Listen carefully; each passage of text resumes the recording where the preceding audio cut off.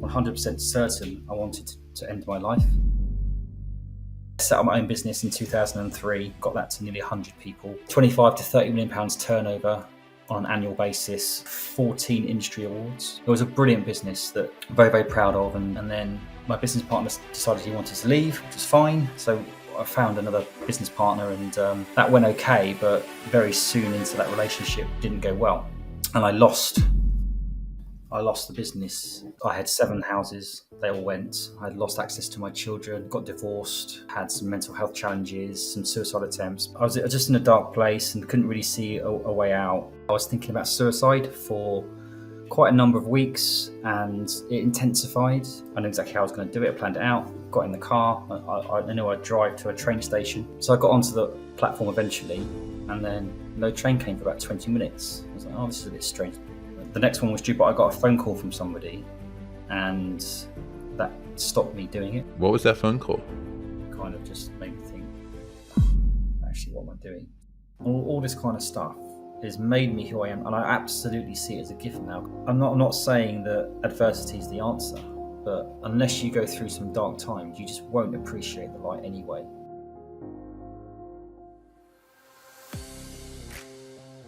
You're listening to another episode of Success with Purpose, where we hold conversations with the most holistically successful people we have the opportunity to connect with.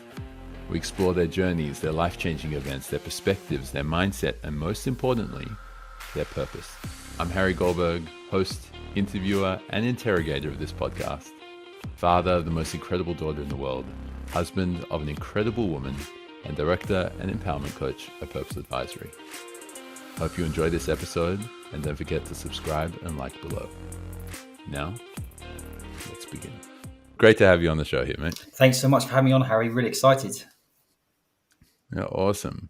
So for the listeners, your journey has been something like this. You started out in recruiting in 98. You left a few years later to co-found your own business, which in 10 years was a huge success with an annual turnover of 24 million pounds. You left that role 2014, did some self-exploration, took on a whole range of leadership and business coaching roles. You're now a non-executive director, leadership coach, and a fellow podcast host. It's been a colorful career, but the amazing part of this is that you've overcome so much adversity, which I'm sure we're going to touch on a lot of that. And the other great part is that now you work your hours around your kids, you're happier, healthier, spending time with people you actually want to spend time with, and you're practicing self-love consistently. So for yourself, Chris, how do you define success? Well, thank you for having me on the show. That's a very good introduction. I'll take that. How I used to define it was the size of my watch, my car, my house, my business, my bank balance. And I had that mindset for quite a while. And don't get me wrong, you have to have drive and you have to have goals and targets. But I think success is individual. Success is how happy you are, I think, personally, and how much impact you're having on others. But if you can live day to day happy, then that's success. And that doesn't have to be what you're told or educated or indoctrinated as. And we're told to get a good job and have a nice house and, all that kind of stuff. So I feel I'm much more successful now than when I was as a multimillionaire running a 30 million pound business, which I'll go into. So success to me is how I feel about myself and how others feel about me. Yeah. Okay. And so you used this phrase in there, which said, if you're able to live day to day happy, then you're successful. Well, what does that mean to be happy and living day to day happy? Well, why don't I start with some context around my story? Shall I do that? And I think that could answer the question quite well. So yeah, I'll do my work story, but there's another story prior to that as well, which might put some context on it. But let's start in 98, which is how you introduced me. So I started out at a big corporate recruiter called S3. They had 3,000 or 4,000 consultants worldwide. Back then, 21 years old, 45 now, very, very shy, very kind of anxious, really, generally. But I walked into this building. I think I had 11 interviews, got the job. Very, very hardcore. Most of them had Ferraris and suits and big ties and shiny shoes and all walking around like they were King Kong, basically. And I walked in there and very quickly became the UK top biller, then the worldwide top biller across the whole group, billing, in the region of £1 million a year. Then had built teams, worked my way up there, became a manager, director, team leader, and absolutely knocked the doors off that whole business and made them 15 million quid in 5 years.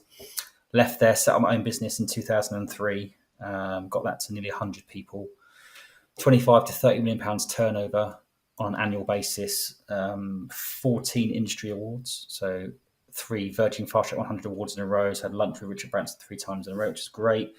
We're the second fastest recruitment company, growing company in the UK. 3 3-star best company awards as well. So how we engaged with our colleagues and customers. It was a brilliant business that I'm very, very proud of. And, we're about to kind of go global with it. And then my business partner decided he wanted to leave, which was fine. So I found another business partner, and that went okay. But very soon into that relationship, the private equity transaction didn't go well, and I lost the business. I had 7 houses. They all went. I had lost access to my children, got divorced, had some mental health challenges, some suicide attempts, because I was quite an exposed CEO. I was Southwest Entrepreneur of the Year, multimillionaire at a very young age. And within a blink of an eye, pretty much, that was all taken away from me. So that really affected me. And I went through some dark times, and then for about 4 or 5 years, and then came back onto LinkedIn and was asked to do a sort of presentation on a webinar about a topic of my choice, and I chose vulnerability and leadership. And that went down really well, and that kind of pivoted me back to what I'm doing now, which is I'm now renowned and respected. I'm very well referenced NED business coach. I've been doing this for a few years now. I've got a number of businesses that I go into and help them grow in terms of profitability, headcount, numbers, mission, vision, values, all that kind of stuff. But quite a lot of EQs involved, I think, because there's a lot of leaders that are kind of stuck. I don't know how to kind of get them to the next level. So I do all that kind of stuff. So the day-to-day success I get is evolving those leaders and those businesses into another level, and utilizing my experience, the good and the bad, and leveraging that. So I'm working less than what I was doing when I was running the business. I'm probably earning more. And there's much more fulfillment, much more joy, much more time with my kids. I see my kids every other weekend, every Wednesday, all the school holidays. And I've managed to find a way where I'm working smarter. And because of my experiences, I've learned that if you put all your eggs into the business basket, you end up burnt out. So things like relationships, things like personal development, like these things here, there's 6 facets of the business. You got to look at those things as well. So you take some time away from the business to look at your relationship, look at your health, look at your fitness, and you'll find that you execute better in business as well. So my version of success is sort of being the CEO of my life as opposed to being the CEO of my business. Yeah, I like that. It's a really interesting reframe. And what I'm hearing you say is that, like, this would have sounded saying all of this now would have sounded crazy to the person you were when you were still seeing success as being the CEO of your business. Yeah, absolutely. And it sounds like you went through a few dark years of the soul, right? Yeah. And so what happened during that phase? Like, what happened during that transition? Well, I think it was very difficult for me to deal with that, because for 15, 17 years, I was transfixed on growing my business, building my business, and that's all I really cared about. And for that to be taken away, it was a very difficult transition. So there were periods of severe doubt, depression, anxiety, lack of purpose. I think the biggest thing was a lack of purpose. My whole identity was taken away from me. And because of how it happened, I felt as if I couldn't really ever get to that level again, or even had the desire or passion or enthusiasm or spirit. That was all taken away from me to even come back and even to work for somebody again. The whole thing was I just felt very isolated and very. I know worse things happen at sea. I mean, at the end of the day, I lost my business, but I'm still alive. I'm still healthy. but it was a difficult one. It was a difficult one. So yeah, I was just in a dark place and couldn't really see a way out. And so yeah, there was a time in particular where I was thinking about suicide for quite a number of weeks, and it intensified on one particular week where it was absorbing all my thoughts, and I was adamant and transfixed and 100% certain I wanted to end my life. And every day that got worse, and then I finally decided on the day. I think it was on a Sunday.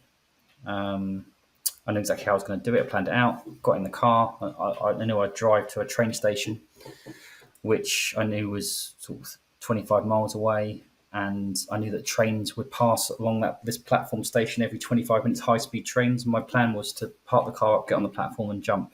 And then I drove the car. It broke down somehow, and then someone helped me with that. But I just remember feeling like this guy doesn't know that he's just about to help a suicide victim, whatever you call me. I just adamant that I wanted to do that. It's like a hook. And anyone who's been through that knows what that feeling's like, where you just think you're almost excited about wanting to end your life because of the pain of your existing life. So I got onto the platform eventually, and then no train came for about 20 minutes. I was like, oh, this is a bit strange. Pacing up and down, getting a few strange looks. I was getting to the end of the platform. People were like, this guy's what's this guy going to do? And then one of the high-speed trains was coming, and then it stopped at the platform. And then which is unusual, and then it left. And then the next one was due, but I got a phone call from somebody, and that stopped me doing it. So then I got back in the car and went back home. And that I guess that was a turning point, because I clicked back into reality and just thought about my children, my beautiful children. And I know I'll probably be judged by this because I think I've done a lot of work on this. I'm also a mental health advocate, mental health first aider, and I talk a lot about well-being and suicide ideation as well. And a lot of people think suicide is selfish, but it's the opposite. That's not what goes through someone's head. Even when you've got children, it's easy to say, "Oh, don't do it because they're children." It's not as simple as that. So I just want to make that clear. But obviously, if I did do that, and anyone who does that, it leaves a huge impact. Of course it does. So, but I didn't do that, and I'm so glad I didn't, because now, I'm flourishing. My business is absolutely flourishing. My mental health, my well-being, my friendship groups. I'm a podcast host. I'm doing really well on the social media aspect of it in terms of influencing, and I'm loving being my real authentic self. And actually, I've never really had that. I've never really had that self-love. So the confidence and self-esteem I've got now is much better than what it was when I was running a business, believe it or not, because that wasn't confidence. It was more blind arrogance. I had belief in myself, because you have to have that. So if anything, what happened to me was an absolute gift, because it's made me the person I am today. And I feel as if I'm in a really strong position now to achieve anything. Nothing really phases me or scares me now. So I went from a point where, because I lost the money, resenting money and resenting people with money for quite a while, and then I'm now out of that and I'm earning money again. I believe it's about having a relationship with money. I think money is really important. It's not the be all and end all, but it's how you treat it, how you respect it, rather than working really hard, getting the money and spending it. You don't have to spend it straight away, and just investing it in the right way. So I invest in a non-selfish way. I invest a lot in myself in terms of personal development, so I can be the better version of myself for my children, my friends, and my family. So my life changed quite a lot in that regard. That's an incredible story. That just those three things went wrong just to go right on this path towards what you felt like at the time was definitely selfless. I've had people share that with me before, friends and clients who have attempted suicide, and they believe that it's selfless. They believe they're helping others, that the world's better off without them, as opposed to they're just doing something selfish. But I'd imagine that just someone helping you and just giving you just the gift of their time and their presence, of just being able to help out and slowing themselves down for whatever they're doing in the day just to help you, was probably one thing which already primed you, I guess, for that phone call. and then just the train, which was supposed to come and just never came. Mm. And then what was that phone call, if I may ask? Oh, it's just someone asked, worried about me asking where I was, and I didn't explain what I was doing, but they could tell from my voice something was wrong, and just by speaking to them, it kind of just made me think, actually, what am I doing? So, yeah, Wow. it's a twist of fate there, I think, obviously. So, and this is why I think, particularly with COVID as well, I mean, the suicide rates are the highest in the UK, I think, worldwide in middle-aged men. There's lots of suicide for females as well, but I think middle-aged men, because of the way that society tells us to be, in terms of the man should go out and earn the living, and the female should stay at home. Thankfully that's changed a lot now, which is good. But I think a man's identity is more linked to, it tends to be more linked to their profession and what they do. And when that's taken away, or when there's pressure, or when you're not when you're not providing for your family, you lose your identity and your purpose. So I talk my podcast myself, I'm a podcast host. I talk about, it's called the Purpose-led Leadership Podcast, and I talk about purpose. It's so important. I think once you've got a purpose and a why, that is the fuel and the nectar for your happiness, your fulfillment, your joy, your motivation, your dedication, all that kind of stuff. I think there's a lot of people in this world that are going through the motions, literally day to day, going to work or doing their jobs or whatever they're doing, and they don't even know why they're doing it. And I just think it's massive. It doesn't matter what role you do, or even if you haven't got a job. It's about really understanding. So, what gives me pleasure, and what's fulfilling in life. And I've been a gambling addict. I've done drugs before. I've got involved in stuff I shouldn't have got involved in, because it's a short term fix. And I think it's important to have fun, and if you drink, and go out and spend money on what you want to spend money on, and do your thing. But ultimately, the happiness does come within. It really does. So I appreciate things like this. I live on the river in Bristol, and I appreciate the water and the trees and nature now. Whereas I enjoy the passage of time. Whereas before, I got to 5 million, 10 million, 15 million, 20 million, 25 million. Every time I got there, I was like, oh, right, okay. It didn't feel like anything. And now it's like I really savor. So, I mean, I've just been invited to be a judge at the UK Business Awards next month, and I'm so proud of that. Whereas if that happened to me 5 years ago, I'd gone, oh, okay, just another thing. So it's about perspective. And this perspective, because when you're sharing your journey and you're talking about those really dark years, you mentioned that you were living with no purpose. So how do you define your purpose in life now? Me personally, I think I've had to go through my adversity, my trauma, my pain, and my mental health to find it. And I think purpose evolves and changes. It's not necessarily one fixed thing, and sometimes it's difficult to actually describe it. But in a nutshell, I think it's serving others, being the best version of myself, and being happy and content.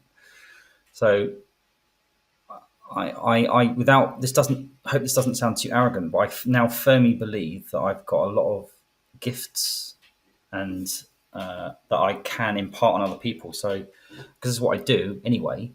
So my purpose is to share my knowledge and experience and my teachings to other people, to make me a better person and them a better person. So it's kind of a giving. I think that's my purpose is to give as much back and to learn from others. Yeah. Okay. And so how do you do that? How do you help others define their purpose and live better lives? Well, I think I do some of this in my other business as well. It's life coaching kind of stuff, and I think it's a question I'm asked a hell of a lot. And I think it's about looking inward, asking a lot of questions individually, and asking people what their values are. Some people don't even know what their values are, or they think they do. So, for instance, if I was to ask you what your values were, and you said integrity, or you said, I mean, let's do that now. What are your values? Let's quickly do an exercise now. Have you got values? Sure. Yeah. Do I have values? No values at all. No, I'd put family first. I'd put enjoyment of life. I'd talk about creating a positive impact on others, which is lasting, Mm, and that's able to expand to more of a positive impact on others even beyond that. I yeah. would talk about my own health, and not just health in terms of the absence of disease. It's also in terms of having energy and vitality. I'd say Mm, I value fresh air. I value mindfulness. I value being in the moment. I value supporting others and doing those things as well. Like I can go on about this that's for great. ages, but that's a good start. Yeah, that is a good start. Why is, let's pick the first one. Why is time with the children important to you? I love seeing my daughter grow. I love seeing her continue to expand and just become more of who she wants to be. Mm, I feel very confident with it as well because I feel like I kind of have a knack for this thing. I've always been quite great with kids, but yeah. especially with my own daughter, Mm, I enjoy seeing her build up her emotional resilience. Like it's kind of like when I'm helping clients, when I'm coaching them, it's kind of, they're 30, 40, 50 years old, and I'm coaching them, and yeah. it's not a blank slate. No, no. It's not clear at all. There's just so much to keep unpacking, to keep That's digging deeper. that's right. I mean, with yourself, you're very much down the track. The answer I normally get is, well, my purpose is to build this business to be as successful as possible. And it's like, well, why? Oh, because I want I want to build a legacy for my children. Why? And so they think it's money normally, but actually it always boils down to time with their children, all that kind of stuff. So then it puts it into perspective. So actually, I'm working 80 hours a week and not spending any time with my children, right? So it's just about understanding. You say that you want to have time with the children, but by the time you get there, you might be dead, mate, if you carry on the way you are. And just get them to think about what they're actually doing, what's important, all that kind of stuff is really important. But more often than not, people talk about just their business and they think that they're actually. I was doing it for the wrong reason. So I was an abandoned child. My mum abandoned me when I was 2, so which gave me my drive. But the reason why I was so driven, I think, was to prove her wrong, which I think now is absolutely the wrong purpose to have. The only reason I'm doing this is for myself because I want to be a better person for other people. So I think we fall into the trap because we want to do these things for other people. Yes, it's important to do that for your children and your family and everything else, but I think it boils down to you still can't sacrifice yourself. It's really important that you do it because you love yourself first. What does loving yourself look like? How would you describe that? Oh, I mean, self respect is self control. So having some self control around some of the decisions you make. So basing your decisions on your values is really important. But I think I've had to unwire and rewire myself. So when your mum abandons you when you're 2 years old and doesn't bother seeing you again, and then you're fostered and then you're abused and all this kind of stuff. So the first kind of 15 years of my life, I thought I was worthless and not worthy and all this kind of stuff. So, well, up until probably about 40 years old, actually, I still felt that. I didn't feel I was worthy. I felt I was inferior. So it was only after I got divorced and had some time on my own where I could really reflect and think, hang on a second, you are a good guy. So it took me 5 years of repeated personal development. Things like I've got a whiteboard in my bedroom with all my with all my values on it: courage, discipline. There's other stuff, purpose. So as soon as I wake up, I'm absorbing that, and there's things in there like smile, I love you, Chris, self control, self respect. There's about 10 affirmations in there. So as soon as I wake up, I'm absorbing that. I walk into the bathroom, look into the mirror, look at myself in the eye, give myself a high five. And it's things like, right. So what's important to me? Business, personal development, health and fitness, relationships, finance and wealth, and purpose. There's those 6 things that I mentioned. I looked at them and goes, actually, where am I with those? I'm a 4 there, I'm a 5 there, I'm a 6. Right, they're important to me. I'm going to put knowing what effort to put into each one. So it was kind of like an audit of my life. So I got rid of some friends. I got rid of the the stuff that I shouldn't be doing, and just thought, hang on a second, I'm still young enough. I've got time. I'm in a position where I can actually be the CEO of my life. So I started to like kind of just tune into my inner child, speak to myself, and go, actually, because I think we have to parent ourselves as well. I think there's an inner child inside us that we need to talk to, and sometimes we have to be that hard-nosed parent and go, Chris, you've been a dick, or actually give yourself a cuddle. And it's just leaning in, leaning into those feelings, and kind of trying to say to yourself, the only person's opinion that really matters, apart from you, perhaps your wife and your kids, really, is yours. So it doesn't matter. And also the natter and chatter in your head, that's the negative chatter you get. No one else hears that. No one else says that. I believe a lot of the stuff that's in our heads is indoctrinated from the content we absorb, the TV programs we're watching, how we are managed or badly managed or parented or whatever at school. It's kind of like you kind of got to block all that out and write down 15 things that you're good at, 10 things you're proud of, 15 things you're grateful for, and keep doing that, keep doing that. And eventually you kind of like, you block out all the noise and you start focusing on, and you start executing. And so that's I didn't know that part of your upbringing and those first 15 years of your life that you're talking about. How did you heal from that? What are all the things you did to start to heal? I don't think I'm ever going to fully heal. And I'll be honest with you. I think I've healed to a point where I've accepted it and forgiven and forgotten about it in terms of that. But it's only been recent. I mean, I've had numerous bouts of counselling and therapy. I think the best way that I've healed from it is being very open and very vulnerable, a bit like I'm doing now. I've done it on LinkedIn quite a few times, where I've just talked openly about that, not being afraid or ashamed of it, not trying to be a victim, not craving sympathy. That's not the agenda here. It's about talking it through and getting those feelings out, and and embracing those feelings. So I think it's that the best therapy is talking therapy and being open. And now, when I do that, I feel good about it, because I'm getting even more of it out. But also other people are listening, and what then happens is they do the same thing. And it's amazing how many people have gone through shit. My stuff's whatever it is people have done loads worse, more adversity than me. And that's how I've built my leadership business around. And I encourage leaders to be not necessarily pour their heart out, but being a bit open, being a bit vulnerable with your team. What that does, your team then do the same, which is what you want. You want your team to be open with you and tell you what's bad or what's hurting them or what's stopping them, and then you can and that can improve performance rather than just sugarcoating stuff. Everything's great.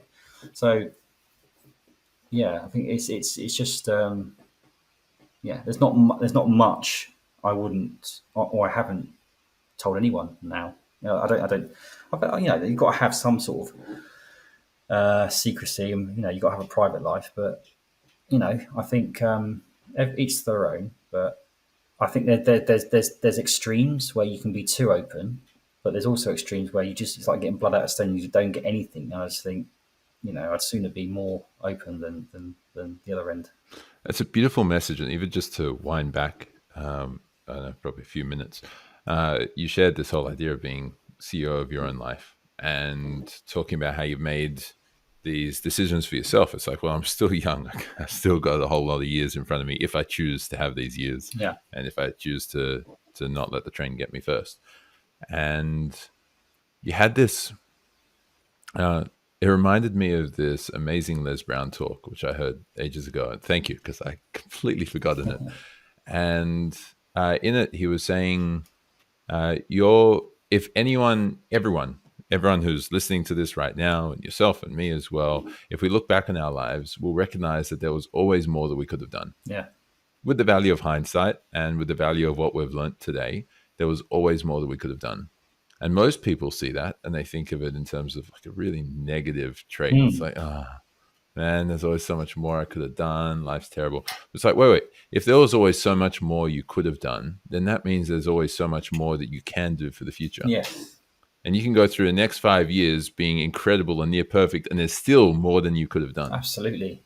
And so, so take action now, right? Yeah. I think as long as you can put your head on the pillow each night and go, I've done all I can today. I've done everything I can possible. That's great. And I think Gary Vee is an advocate of this around, it doesn't, life can begin at 60, 70. I feel fitter, healthier, mentally stronger, in a much better position than I ever have now at 45, more excited, more energy than I have now than I did then. And I think that I'd sooner regret something I've done than something I haven't done. So you're right. The last thing you want is to lie on your sort of deathbed and go, "Oh, I wish I did that. Oh, if only I did that." And it's, you can't. But the thing is, you can't tick every single box, but give it a good go, and that's what you've got to do. Yeah, I hear you. Who else has had a lot of influence in your life? Oh, What other yeah, speakers or Gary guides? Vee, Jay Shetty's very good.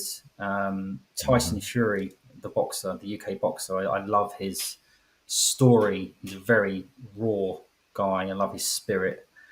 Um, who else?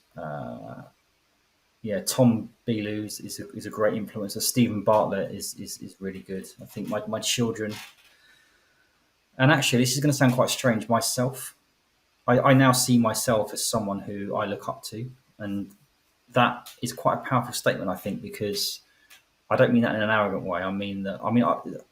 It's been a really strange. In the last 2 or 3 weeks, I've found myself to be quite mindful, and I'm doing something, whatever, and I've paused and I've stopped and I've sort of broken down in tears in a really positive, joyful way, thinking, "Fuck, mate, you've done really well to get what to do what you've done." So I look at myself introspectively and go, "Mate, I'd want to be your friend. I want to go for a beer with you. I want to learn from you." And it's like that kind of perspective has been really cool. Yeah. And so that's respecting yourself. And Mm. then how does that differ from what you referred to before as loving yourself? How does that what? Sorry. How does that differ from loving yourself? Or are they one and the Yeah, same or very similar? I guess they're similar. I mean, yeah, I mean, you can respect someone, so you can respect someone for their business achievements or their or whatever. But I think the love thing is deeper, isn't it? Where I almost kind of like I want to like it's gonna sound really strange, but I want to kind of cuddle myself and tell myself I love you, mate. I've got you. I've got your back. That real kind of bond between yourself and yourself. And I think some people might not understand that, but I do, and that's what matters to me. I do have genuine love for myself, and it's the first time I've felt that. I was walking in town going shopping, and I was walking to a client actually. Sorry, and the sun was shining. This was like last week, and this kind of feeling of euphoria came over me. It's happened quite a lot recently, where I just thought, I'm so proud of you. And it was like wasn't like normally. Sometimes I think, oh, I wonder what that person thinks of me. Oh, I bet they're pleased with me. But now it's like I'm pleased with me. I'm pleased. I think you're great, Mm. Chris. It's just a great feeling. Yeah. And if we circle back again, because this is obviously what you're doing a lot of with clients when you're coaching, and especially when you're talking about leaders and making sure that they can be more vulnerable. Because I mean, you can't be proud of yourself until you're willing to be vulnerable outwardly. You Yeah, can't really look inwardly, because then you've always got your guards up, and how can you possibly look in when you're not letting anyone else see in yeah, either? it's very true. And and so how are you doing that with leaders? How do Well, I you think how do you start to foster a relationship that someone can have with themselves, but then also a culture in the business of leaders role modeling the behavior which the company I think needs? it's being straight with them. Normally I can tell within a few minutes. I'll sit in front of somebody and I can get a feel for this guy or this person, and I can see their pain. I can see the mask they're wearing because I used to, I've been there myself. So what I'm trying to say is, I think that I know. I look back now. I put a post on LinkedIn about 2 weeks ago. It's had 20 million views. It had something like nearly 300,000 likes, 10,000 comments, whatever, and a phenomenal, response to it. As a before and after, as a picture of me as a CEO looking absolutely gaunt, dishevelled, tired. A picture of me recently, and it shocked quite a few people. But looking at the photos, it shocked me because actually I was like that. I thought I wasn't, but I was like that. So I can see it. I can see what type of person I'm dealing with straight away. So in that situation, I would probably open up and tell them a bit about my own story to make them feel a bit more calm, and tell them some of the struggles that I had, and demonstrate to them that I've been in their shoes. and say that the only way we're going to break through is if we break through. The only way we're going to change is if we change. So I'm going to be asking you lots of different questions. I'm not going to ask you just about your business. I'm going to ask you things like, when was the last time you cried? Talk to me about your vulnerability. Tell me about your adversity. And they're normally like, what the, they're quite taken aback, but it gets them. And even on my podcast, people say that I've got a knack of being able to open people up in terms of them talking about their stuff, because I'm like that way. And that's what I said. If I'm like that, they're more likely to be like that themselves. So it's just being a human being. Although I'm a leadership coach and I've been there and done it, I'm a human being. It doesn't matter if you're a CEO, a janitor, a cleaner, a teacher, whatever you are. We're all human beings, and that all goes out the window. So it's intuition, it's EQ, it's experience, it's knowledge, it's asking the right questions. And if they don't want to open up, I kind of get a feel for it, and I'll tell them and say, look, I don't think this is going to work until you do. And it's like, because I think some people can hoodwink people and just have a relationship whereby nothing's really changing. And I don't do that, because that doesn't help me or them. Yeah, it might help your bank account, but who cares? Yeah, there are plenty of other people to support, right? yeah. At which point they may very well just come back and re-engage in the future. Yeah, I mean that's happened quite a lot, but it's amazing how things like, up until recently, an archetypal leader, a good leader, was deemed as someone who was, really motivational, who could who could push and drive people, and I think they're important, but getting people to work hard, and that's all good, right? And getting people to be productive, that's all good, but that's not sustainable. There needs to be deeper layers than that. You need to demonstrate compassion, empathy, gratitude, emotional intelligence, communication, all those kind of soft skills. You get those right, as well as having all the drive and the enthusiasm as well, then that's how it's going to last and be sustained. And I think that's where, particularly in my sector, where businesses do quite well, but there's a lot of churn. So they come in, they push, they work hard, play hard, do that. Yeah, that's good. I'm not saying don't work hard, because you have to, but eventually people burn out. So you have to have a different lens to it. You have to push them and drive them in the right way. So they're purpose driven as well. That they've got a reason to do it. And I think more often than not, what drives people isn't necessarily money. It is to a degree, but it is purpose, and it is learning, it's development, and all that kind of stuff. Yeah, and that's a powerful message too. And also, a few minutes ago, you spoke about your divorce, but you said it in a very calm way, in almost like a positive light. Do you want to share what your journey was there? Because the divorce has become something which is so common. A lot of people are really unhappy in their relationships, and they're really struggling. Yeah. And what happened there? Well, I think it's. I mean, there are some things that I probably shouldn't say. Because I mean, the mother of my children. It's really important that people are protected. It was a relationship that didn't work out, 7 years, and I think it happens, right? But I think sometimes people stay in relationships for the children, and I wholeheartedly disagree with that. I think yes, you have to give everything possible to make the relationship work, but if it's not working and it's damaging the children, then I mean, as a family unit, we're separated now, and it's great, because the kids have 2 lives. They're happy, and they're the happiest they've ever been. So for me, it was the right decision for all parties concerned. So that was one factor in 7 factors, all happened at the same time: losing the business, getting divorced, losing access to my children through a different situation, losing all my wealth, my finances, and my mental health. So it was kind of all rolled into one. But I think coming through the other side, all parties are happier, and I think that, if anything, it's a good thing that happened to me and everyone else, the kids, and I think it was, and I think you have to give everything that you can, but also you've got to reach a point in the sand and go, look, we're going to be better off not doing this, and having the bravery to do that, because that way you are actually, you do have the best interest of the children at heart.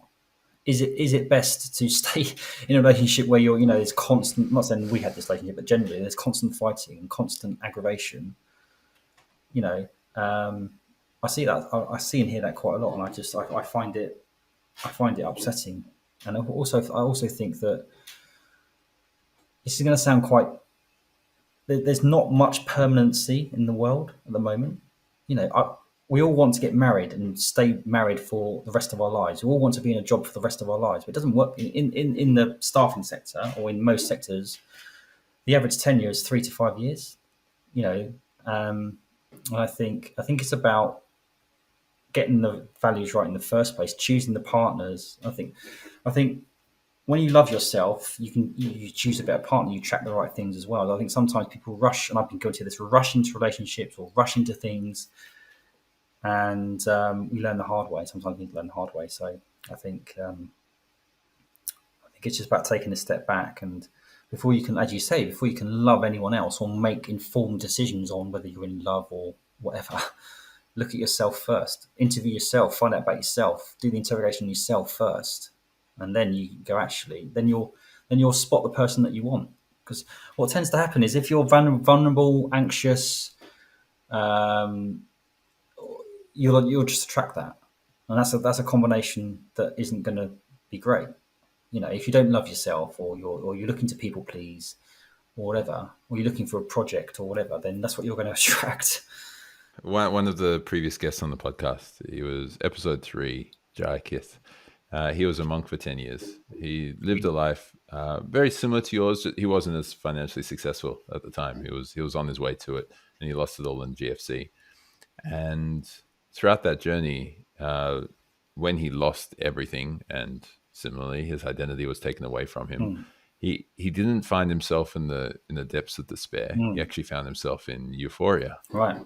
And absolute, like, he'd pull over in the car knowing that, going to the bank knowing there was not going to be anything in there either way, and he wasn't going to get any money out. It was almost pointless, and he just started laughing with joy. And it's like, oh, what is this? And so he explored a lot of Eastern philosophy and spirituality. But then he was a monk for 10 years. He came out, he went back to the US, and within 2 years he had a partner who became his wife. He had bought his house. He had started his business, exactly. And they have a puppy, and everything was just working just the right way. And you can't say that would have happened had he not reinvented himself. 100%, and that's why I see what happened to me. Even when my mum abandoned me when I was 2, and then I was abused by my stepmother. I had awful relationships, all this kind of stuff has made me who I am, and I absolutely see it as a gift now, because I'm now, you know, teaching, coaching other people. I can understand mental health, and I'm not saying that adversity is the answer, but unless you go through some dark times, you just won't appreciate the light anyway. And this is why there's the contentious point around, like, private schooling, or but more so perhaps overindulging your children on things like too many Christmas presents, or too many things in this day and age. Anyway, everything's instant gratification anyway. So, I mean, my dad used to make me do everything possible for like a pound, you know, whatever. So what I'm trying to say is, I think it's about,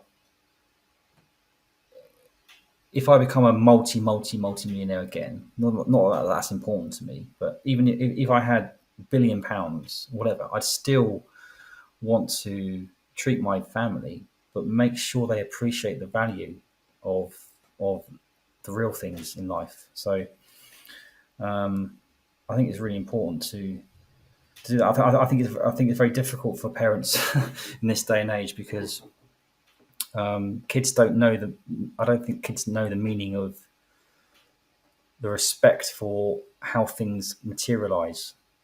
I think because you can click something and something arrives, and it's you know, it's I think it's down to us parents to kind of educate our children properly and utilize the technology around us in the right way, but also ground our kids. So I'd go for experiences with my children more often than presents. They love presents, but actually they much prefer the experiences. So going camping, or go to the beach, or is much better for them than buying them the latest PlayStation.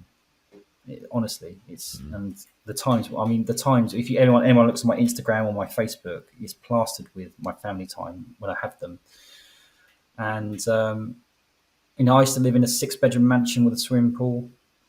Now I live in a 2-bedroom apartment on the river, and I love my 2-bedroom apartment on the river because it's got a brilliant view. I've got nature. It feels right to me. I might upgrade soon, but it's not about all that kind of that stuff's important. It really is. But there's deeper stuff. And you could, if you want if you get a 6-bedroom mansion, you want a 7-bedroom mansion, you want you get a Ferrari, you want a Lamborghini. It's always something more and bigger and better out there. So I think it's important to have those goals. But my targets are like more so around being the better version of myself. How can I improve myself? How can I become even more purpose driven? How can I become even more articulate with what I'm doing? Can I do things like TED Talks? Can I, what else can I do to elevate myself and push myself? I think they're better achievements than some of the material things. But yeah, it's a fine balance, because I know people think about the whole money thing. Yeah, whatever. It's easy for you to say because you've had the money, you haven't had the money.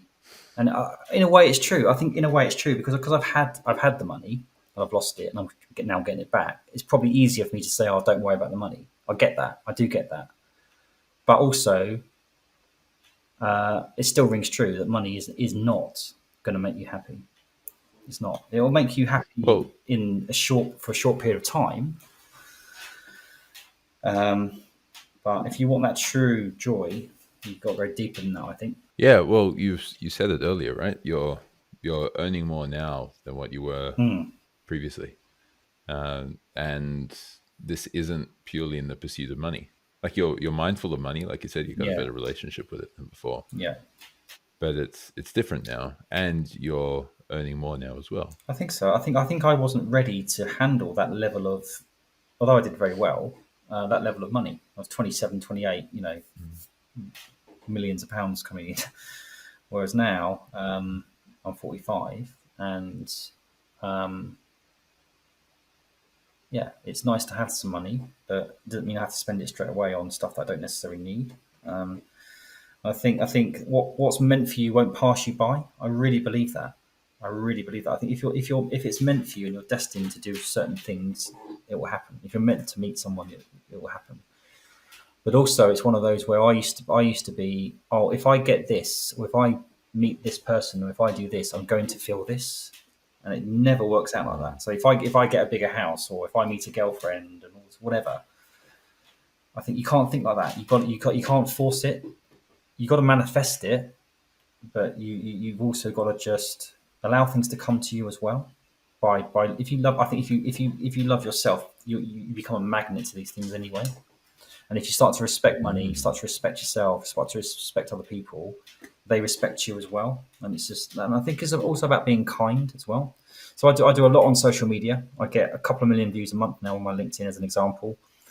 As you might imagine, there's a lot of positivity on there, but there's always a proportion or percentage of people that for whatever reason decide to troll you, be negative, all that kind of stuff. And I used to be quite affected by that. I used to kind of bite back and have a bit of an argument online. Now I'm like, their pain must be a hell of a lot more than anyone else's to bring someone down or try to. So I try to engage with kindness and love, because I think it's important to realize that no one really intends to go out and hurt someone else. I don't think. There are some exceptions, obviously. So I think I'm just amazed by how many people are actually going through a lot of pain.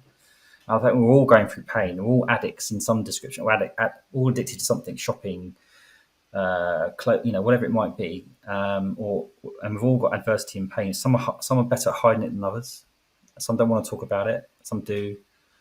But I think we're all human beings. So I think why not try and get on and be positive? But also, I think kindness can be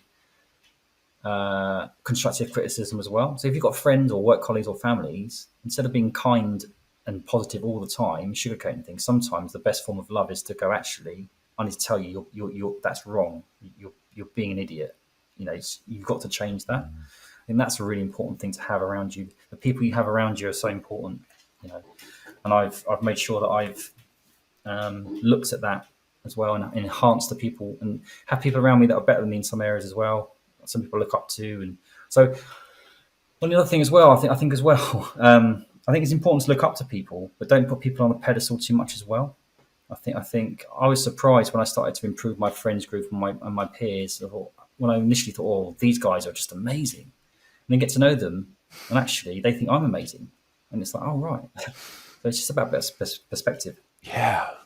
Look, I'm loving everything which you're sharing. The part about opportunity, that opportunity doesn't pass you by.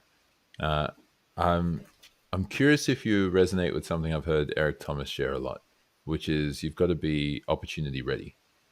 Like there are always opportunities. There are infinite amount of opportunities, but most people say the opportunities don't come to me. I don't get the opportunities, but it's just that they're not ready to see it.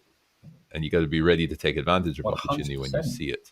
I 100% believe that what you think you become, and I think you've got to be ready, but you've also got to prepare yourself to be ready. Well, what I mean by that, you've got to think and feel worthy of being able to receive these things, right? So if you're constantly saying, "Oh, I just don't think I'm going to get that. I'm not good enough," or whatever, then you're kind of closing that door. I do believe in the universe 100%. I do think that you have to put the work in as well. So it's things like I'm not religious, but I do believe in a higher power. So I do sit down and pray and talk to whoever I think it is, and thank them, show gratitude, and manifest and ask for things. And every time I do that, it's like a light switch. I do get it back, but then I have to live and breathe that. So one of my values is kindness and empathy.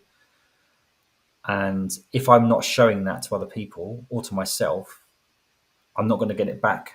So if I'm not empathetic with myself or kind to myself or courageous to myself, how can I expect it from other people? How can I expect to attract it? So it's one of the things is thinking about it, but I think you've got to, this is why values are important. I think you've got to live and breathe your values on a daily basis without the expectation of something back as well. I think that's really important. So you've got to go quite deep and go, oh yeah, it's not, if I'm courageous or if I'm empathetic and kind, I'm going to get some kindness. You can't have it like that. It doesn't work like that. Everyone would just be a philanthropist. Yeah, exactly. I'll just give money everywhere. See, it just keeps coming back. Take my car, it's fine. And now I'm especially curious because like a lot of the coaching I do with clients is to do with their mindset, but a lot of it comes into finances as well. And so money mindsets and vision for the future and what they actually need and what they actually want as part of their life plan. But in money mindsets, like one of the things which you shared, I'm curious about more of your beliefs.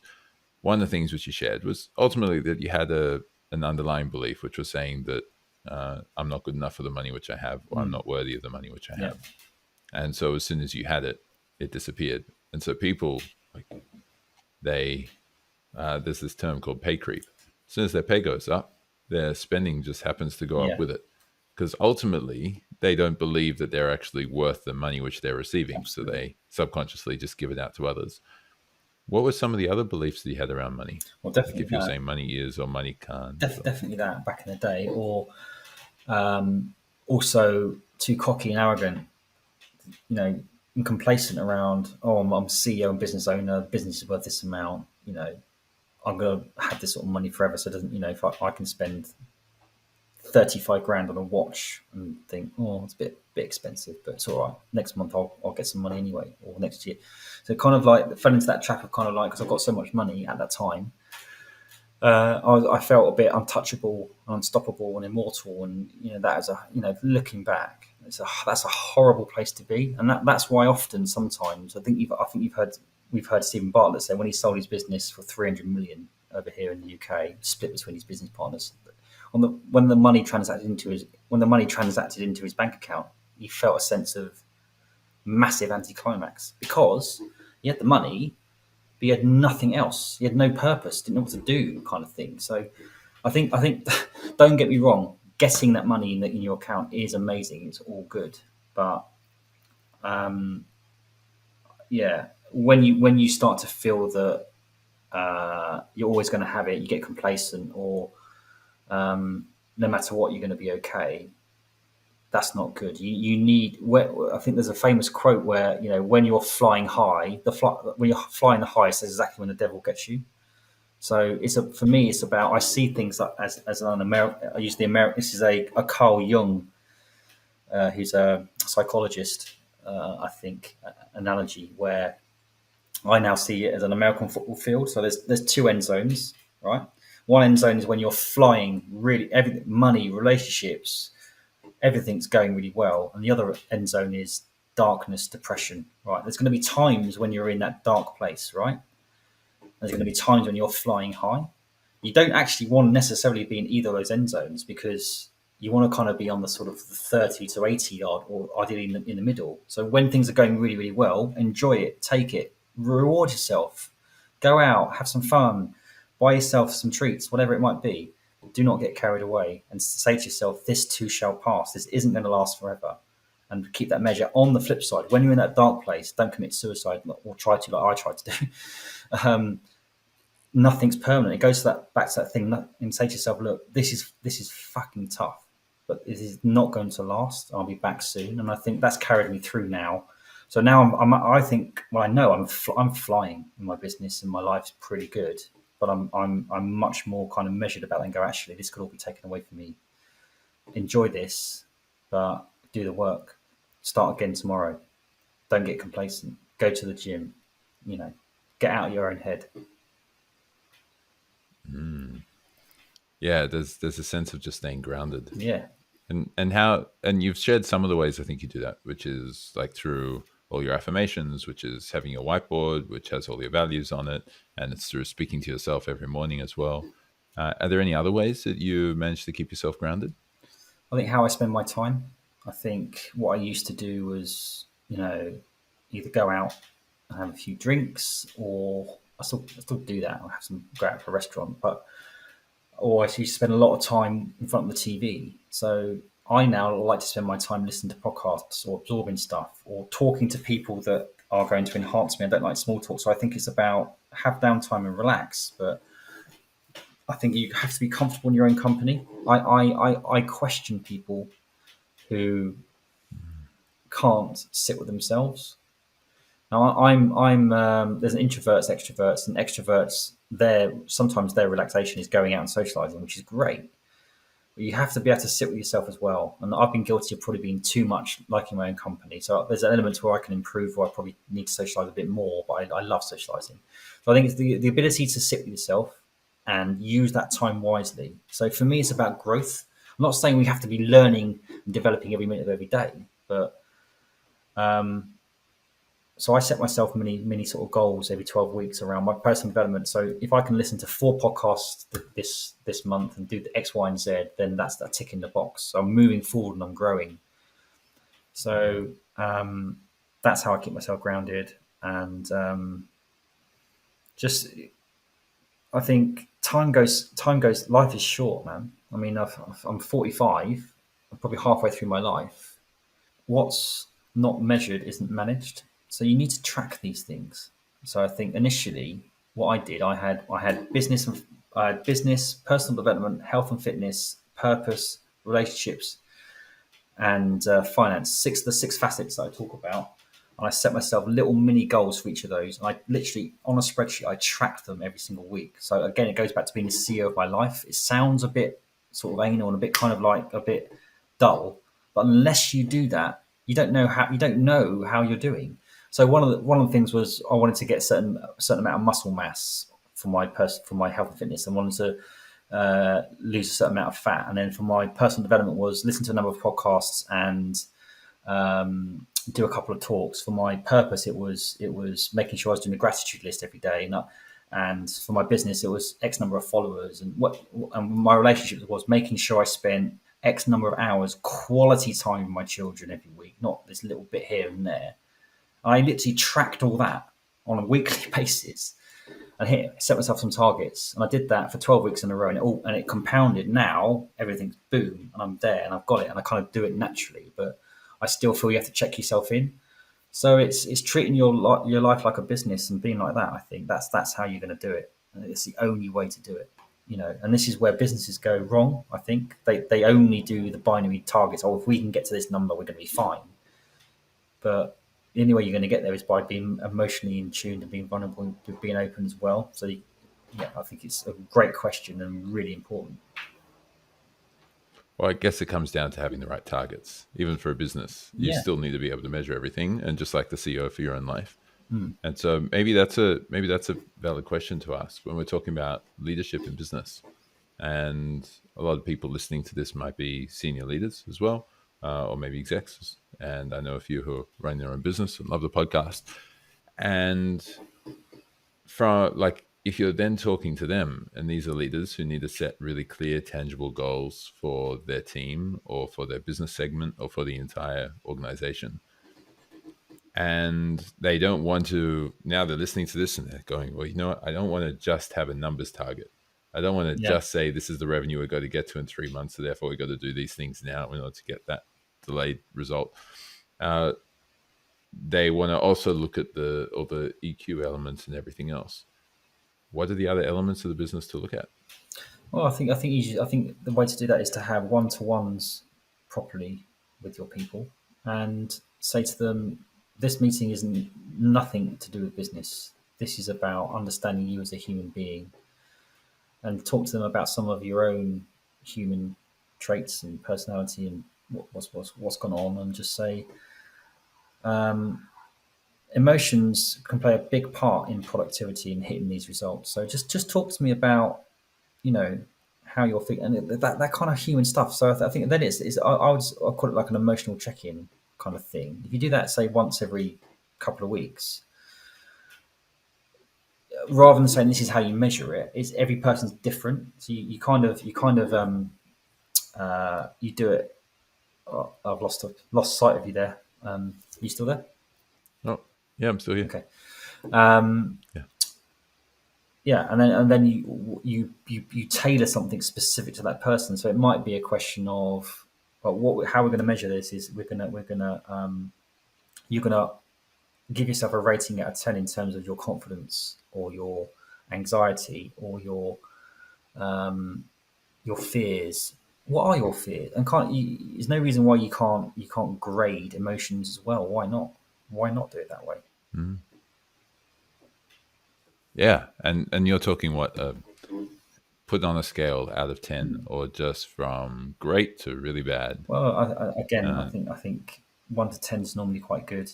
But mm, sometimes the number's not that important. They could say a number. They could say 10, or they could say 2. Why do you think it's 2? Oh, because, and then you start to get the detail, and then what more often than not, it's not the reason why someone's not performing or business isn't performing isn't necessarily the environment or it's actually it'll go back. Well, actually, you ask the right questions. Oh, what happened was when I was 7 years old, my dad shouted at me in the corner shop about not having crisps, and it's really affected.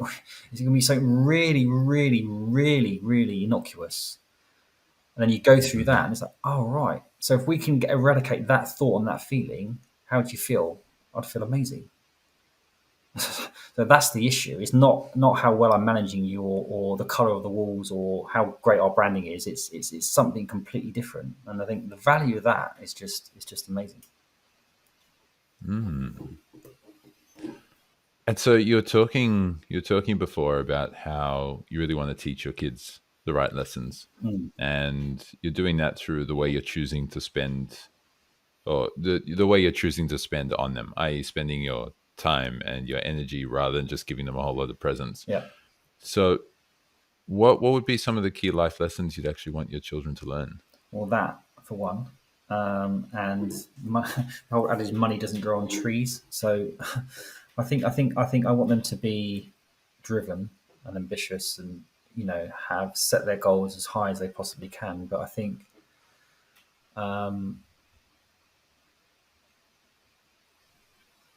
think kids in general struggle to love themselves. They're very good at loving their parents unconditionally, but the self doubt, because they're not formed yet, is there, unless that's positively reinforced. So I think it's about teaching them that If I say to my son Chester or Phoenix or Kieran, I love you, that's really important to them. But teaching them to say, Chester, how do you feel about yourself? And just like the work I've talked about, get them to go, try and get them to go into themselves, and so some of the stuff around compassion, empathy, kindness.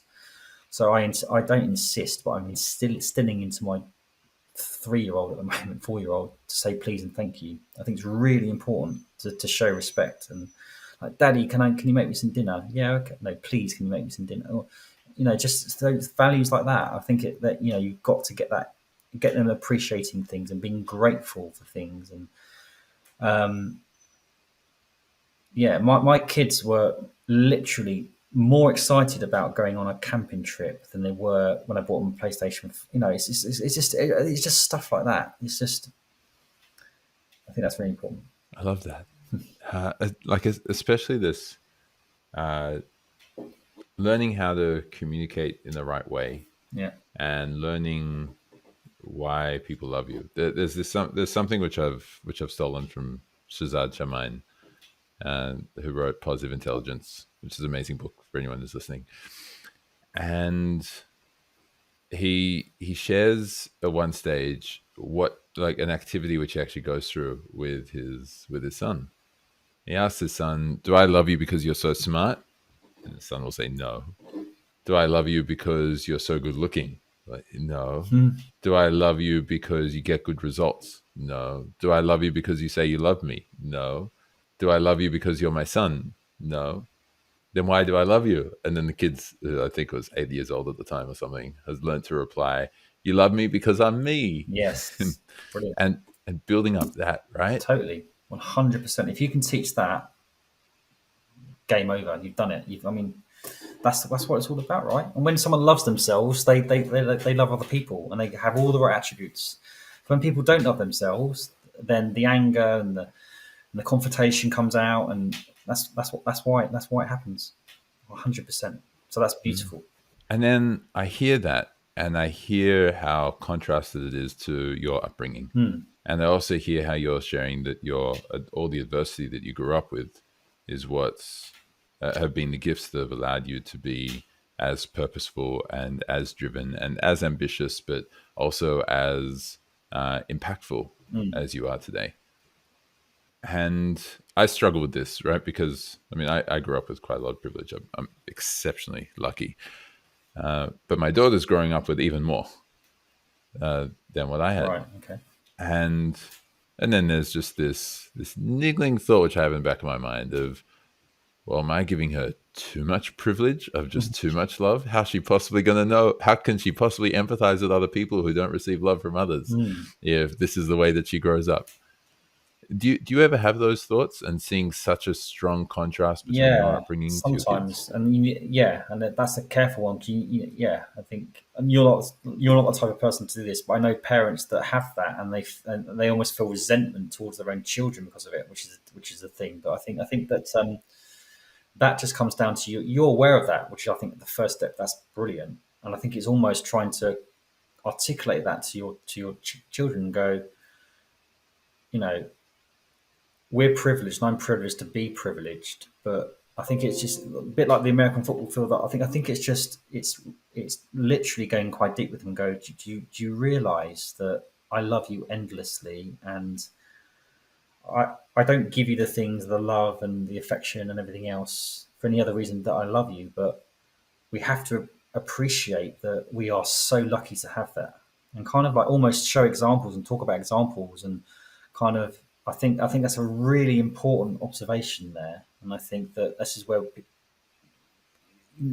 things can be taken for granted in this day and age, where you get these children or these young people who become millionaires from YouTube, and some of the stuff you see on TV is great, but I think it gives other kids the wrong impression around what life is, and it's so important that we ground them. So it goes back to things like, yes, lavish them with gifts and love and all that kind of stuff, but go camping and or do something or do some normal things. It doesn't have to be an extravaganza. So when I lost access to my first son for couple of years. I got him back. I still had some money back then. I've got money now, but I had loads of money back then. And I used to think, oh, what can I do? Let's take him away somewhere. Let's go and do something amazing. And every time I did that, but just sitting in front of the TV and watching a movie was a much better experience for him than it was, going on some sort of extravagant thing. So it's those kind of things that just keeping it real now and again, I think is really important. Yeah. And so along the same lines then, that's what you're trying to teach your children. What do you wish you could tell your younger self? So if you look back to the Chris who was 5 years old or 2 years old or 10 years old. I love you. 15. I love you, mate. Because I never had that. I never had a relationship with myself. So just all the stuff we've been saying literally in the last 5-10 minutes about how we speak to our own children, how you speak to your children. I think it's just that self-love thing. And, the only person you need to really impress is yourself, and improve. So one of the things on my whiteboard is improve, not impress. So what I mean by that is, I think, particularly with social media or whatever, a lot of people do things, post things, or do actions to impress other people. The only person you want to impress is yourself, but actually what you want to do is improve. So is what I'm going to do now, when I speak to my son, when I do this business thing or whatever, going to improve me and the people around me, not impress them. Is it going to improve me and the people around them? If it is, do it. If you're just going to impress them, okay, you still might do it, but you might want to do something better than that. Cool. So this is amazing. What I'll do now, I'll just give the listeners a little bit of a revised version of what we've spoken about. And then that way you can tell me anything which I got wrong or which you'd like to refine, or if it's just bang on, you'll let me know. Okay. But when we started talking about defining success, well, really at first you're just talking about, well, it used to be the size of my watch, the size of my business, the size of my bank balance, or the size of my car. But now it's much more individual, you said. It's about how happy you are now, and how confident you are with the amount of impact that you're having on others, and living day to day happy. And we spoke about what happy means or how we're going to define it, and how to be more successful now, that you feel more successful now than when you had a big business.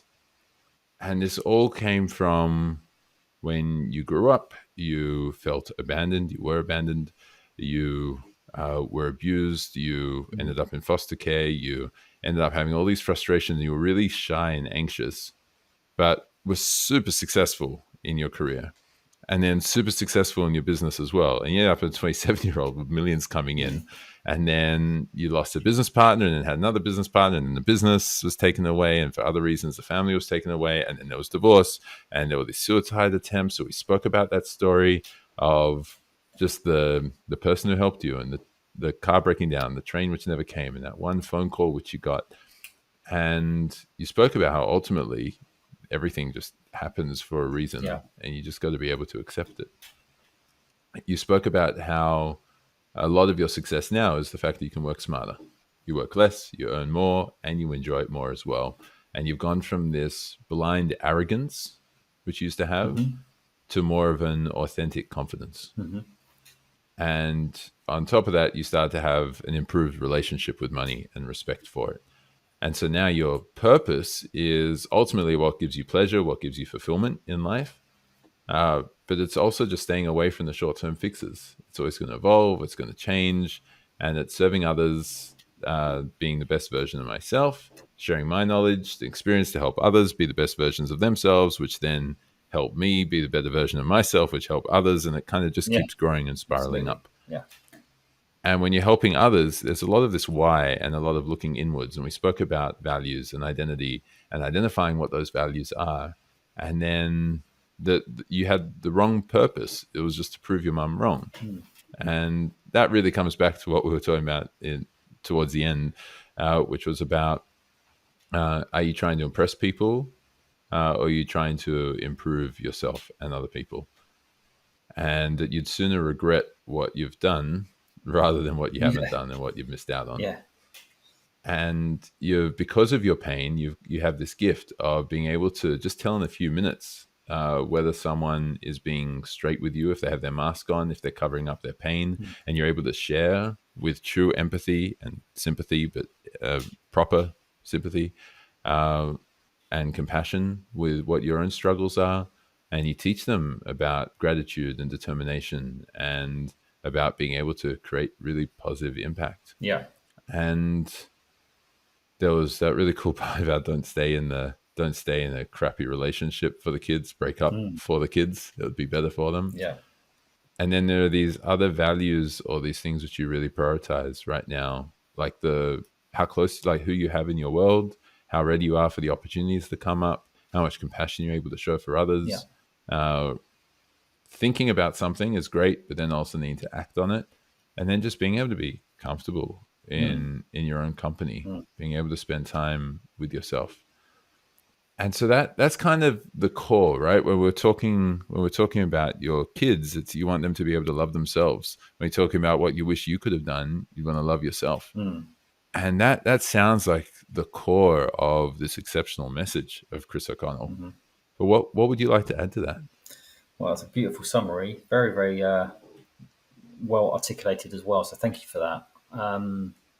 Thank you. There's not much to add other than don't kid yourself. I think is coming to mind. I think it's very easy for me, you, us as individuals to, whilst we need to be positive and to tell ourselves all the right things, we also know deep down when we are not being true to ourselves. So I think it's really important that we check in with ourselves and try and have an accountability partners or people around us that we have to be able to take on criticism as well. I think it's so important because I think sometimes I look at myself and I'm doing really well, and I think actually I look back and actually I can see why I'm not getting that outcome or that result.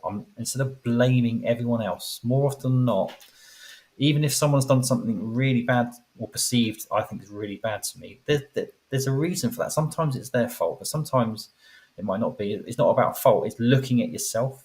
So I would always say, look inward first. When you're doing really well, was that all down to you? Probably, or could someone else have contributed? And don't forget other people on the way. So don't take all the glory. But if things are going really badly, take some accountability for that. Even if you feel other people have contributed to that, move that aside and go, actually, it doesn't matter if they've done, what part did I play in that? I think that's a massive point about the whole self-improvement and continuation of growth.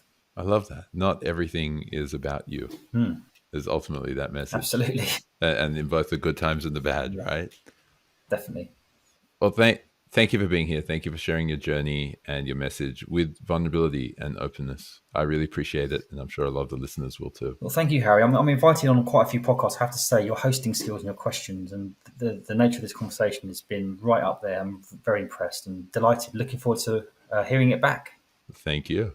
I hope you enjoyed this episode of Success with Purpose, and I also hope that you feel capable to apply some of the perspectives and learnings from this episode in your own life. If you enjoyed this conversation, be sure to like and subscribe below. And until next time, live with purpose.